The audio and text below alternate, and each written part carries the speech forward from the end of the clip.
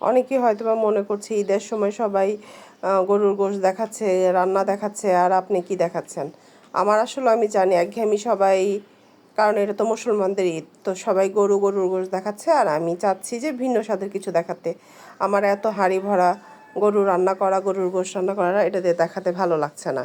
তাই আমি সিম্পল ওয়েতে সিম্পল যে রান্নাগুলি আমার নিজের জন্য রান্না করছি সেগুলো আমি রেসিপি হিসেবে তৈরি করে আপনাদেরকে দেখাচ্ছি। এটা আমার মায়ের হাতের রান্না, খুব সিম্পলভাবে করে আম্মু, কোনো উপকরণই দেয় না, খুব সিম্পল উপকরণ, একটু রসুন আর একটু শুকনো মরিচ বাটা একসাথে মিক্সড করে পেঁয়াজ দিয়ে তেলের মধ্যে ভাজে।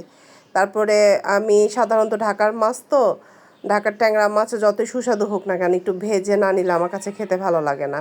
তাই ট্যাংরা মাছটা একটু হালকা ভেজে নিয়েছি।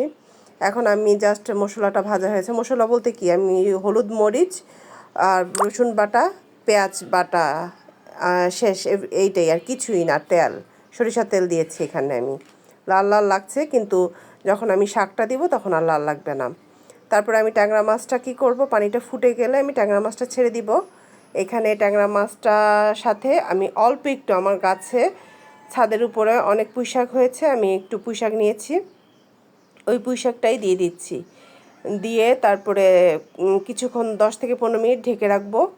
এই রান্নাটা এত সিম্পল আর খেতেও যে কি মজা। আমার মা দেখতাম আগেতে কখনো বড় মাছ রান্না করলে তার পাশে একটু মানে পুঁইশাক পাতা, লাউ পাতা, তারপরে মিষ্টি কুমড়ো শাক, যে কোনো শাক কী করতো, সাইড দিয়ে একটু দিয়ে দিত। ওই শাকটা খেতেই খুব ভাল লাগে। তো আমার এইখানে তাই করলাম, অল্প একটু শাক, একদম অল্প একটু শাক দিয়েছি আর ট্যাংরা মাছ দিয়েছি। দেওয়ার পরে বাস যখন একটু একটু হয়ে এসেছে আমি কয়েকটা কাঁচামরিচ উপর দিয়ে দিয়েছি। আর এইখানে সম্পূর্ণ যে ইয়াটা ছিল, পানিটা, ওই পানিটা শুকাবে না, আমি হালকা করে ঢেকে রেখে দিব। ঢাকার মধ্যেই শাকটা সিদ্ধ হয়ে যায়, আর খেতেও অসম্ভব মজা লাগে। এই রোজার ঈদ, কোরবানি ঈদ, এই মাংস খাওয়া থেকে আমার কাছে মনে হয় এসব দিয়ে কয়েকটা ভাত খাওয়া যায়। আমি আসলে ভাত পাগল মেয়ে, আমি ভাত খেতে ভালোবাসি। তাই আমি ভাত দিয়ে কোনটা ভালো লাগে আমি সেটাই রান্না করার চেষ্টা করি। ভর্তা বানানো, ভাত দিয়ে একটু মুখরোচক সবজি করা আমার কাছে ভালো লাগে। আর আমি দেখি এগুলো আমি বাচ্চাদেরকে খাওয়ানোর চেষ্টা করি, যদি আমার বাচ্চারা শাক ভর্তা এত পছন্দ করে না, কিন্তু আমার নিজেরও খেতে ভালো লাগে, আমি অন্যকেও তাই চেষ্টা করি খাওয়ানোর জন্য। এই যে আমার সিম্পল প্রসেসে শাক দিয়ে ট্যাংরা মাছ হয়ে গেল।